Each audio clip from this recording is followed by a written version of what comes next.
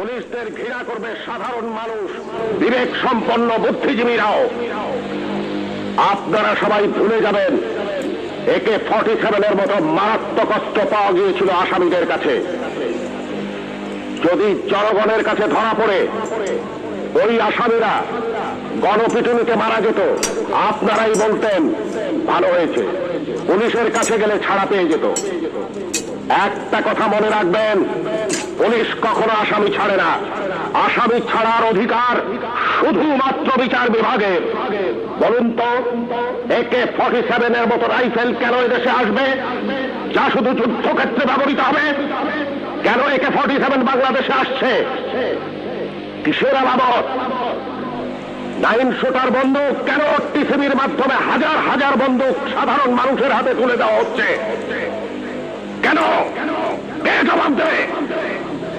এই 9 শুটার বন্দুক দিয়ে কি হচ্ছে? হচ্ছে চাঁদাবাজি, হচ্ছে খুন, হচ্ছে সন্ত্রাস। কে বন্ধ করবে এই সন্ত্রাস?